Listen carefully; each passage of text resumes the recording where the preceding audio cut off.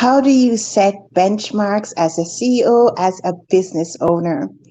If you're confused or you're probably like, okay, I'm not too sure what this is all about, you do want to listen in. If you are struggling with knowing for sure if your business is profitable, if your business is, one of value, you do want to listen in. And I'm a GPS person. So when I'm traveling, I'm always having my GPS or Google Maps on to direct me. And one of the things I like is I can see where my vehicle is. It shows you along the path, and also it gives you a countdown, depending on whatever setting you have, how soon before you get to your destination.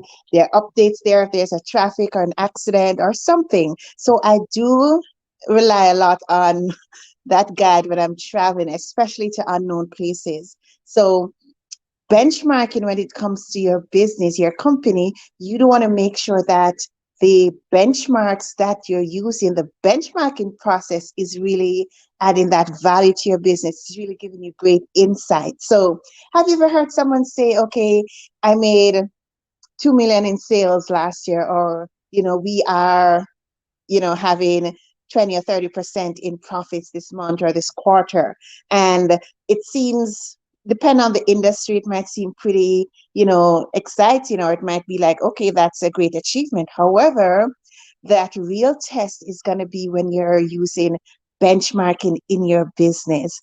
How can you set benchmarking? So benchmarking, one of the things I usually do, and I was teaching some executives in the summertime on this, was when you're looking at the results of your business, your company, you want to always be comparing it to something else. Yes, comparison is essential in this case.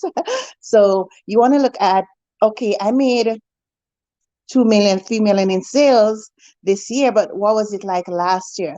What is it compared to my budget? What is it compared to the, my competitors, to the industry overall? So with benchmarking, you are never reviewing your numbers in isolation. There's always that comparison, that cross check. It is very important because, you have to use it with caution too, because yes, you made 2 million and it might seem pretty exciting. However, based on the economy, should you have been making 3 million instead of 2 million based on what happened last year? Why do you have a decrease? Why do you have an increase? And also, another important area of benchmarking is comparing it to what the goals are of your company, your business, yourself on the personal side as well. So you want to make sure when it comes to your budget that you are on track, and why you're not on track, you want to explore that as well. So another thing is so important when when you're preparing your budgets, to really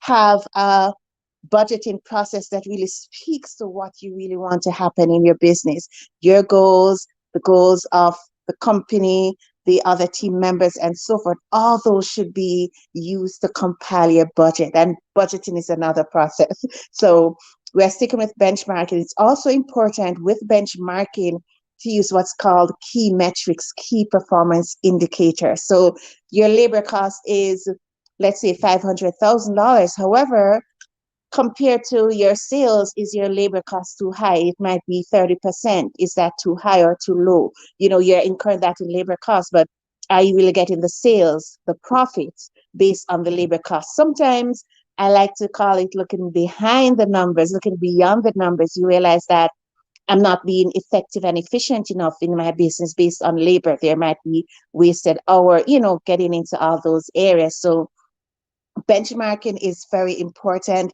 As a CEO, you are leading your business, your company, and you want to ensure that you have that right framework, that right setup. So the benchmarking makes sense. The benchmarking is help to steer the ship, right? You want to ensure that is happening. So these are some of the ways in which you can set benchmarks as a CEO, an entrepreneur, business owner.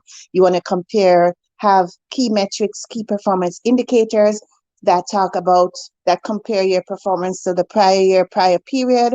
You want to look at your budget. You want to look at comparing other benchmarks to your industry. and your competitors as well, and also the goals of the business overall, that your team and so forth. So benchmarking is a very, very important process. It's a critical process in your business. You should have that. And, depending on what's happening, usually every month we're reviewing our benchmarks. Do we have enough? What's our burn rate? Do we have enough cash? Are we being effective enough? Are we really efficient? So all these, it's a lot, right? These areas will help to keep your business on track. It will help to grow your business and also provide insights with choosing, modifying strategy and so forth as needed in your business. So remember, benchmarking, you should incorporate it in your business, in your process, in your daily routine, depending on what's happening in your business. There are daily benchmarks you can set, weekly, bi-weekly, quarterly, annually, all that. It's all there. There's a whole lot of possibilities that you can use to really incorporate benchmarking in your business, in your company. So if this does resonate with you and you're like, okay, I need to start using benchmarking or improve my benchmarking process, I'll be happy to talk with you more. You can send me a message, a direct message, or even an email. Feel free to reach out to me, or even a text. My number is 888-521-4206. So signing off now, guys. Bye.